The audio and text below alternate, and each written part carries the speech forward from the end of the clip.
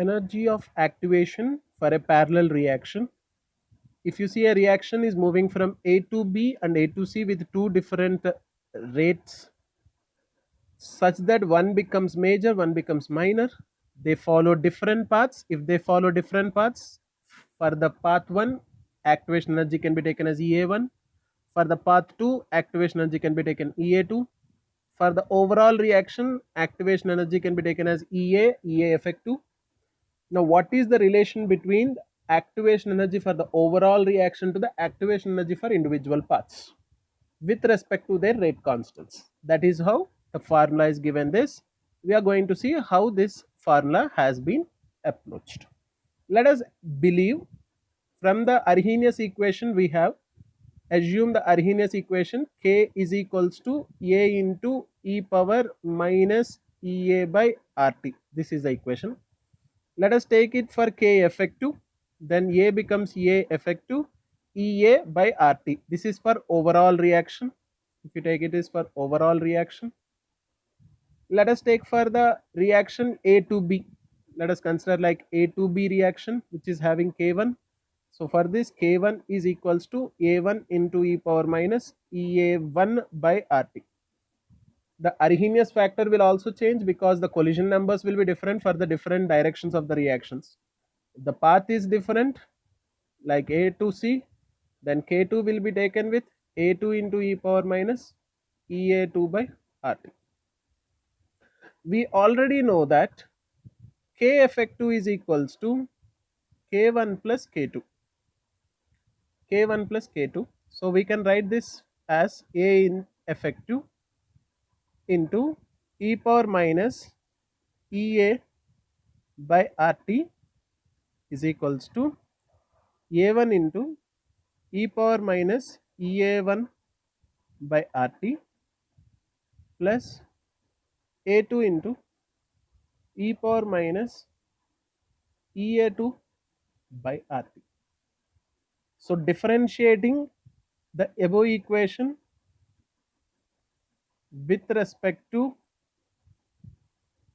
temperature. Both sides differentiation we are going to do with respect to temperature. We are going to apply the chain rule over there. What we will get on differentiating A effective into e power minus EA by RT will come along with this.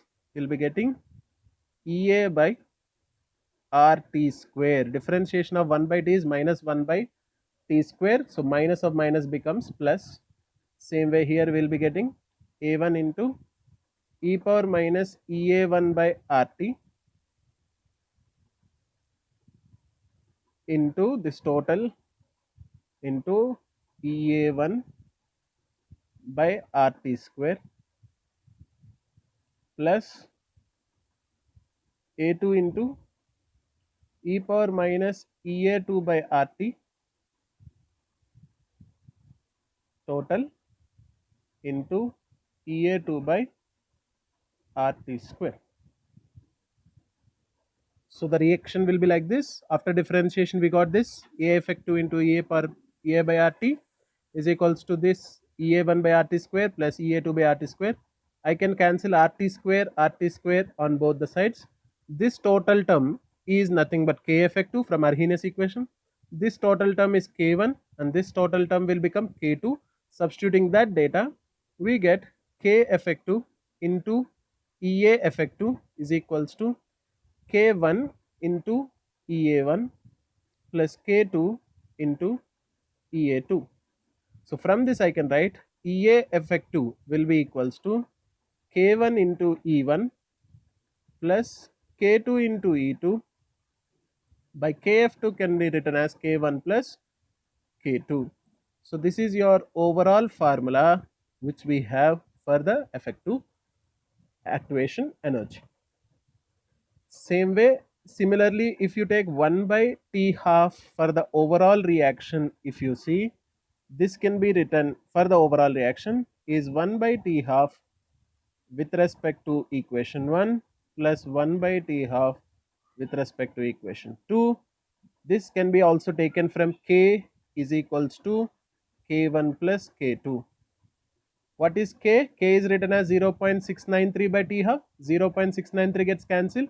So from this equation, we can also write this another equation which will also be useful in the examination point.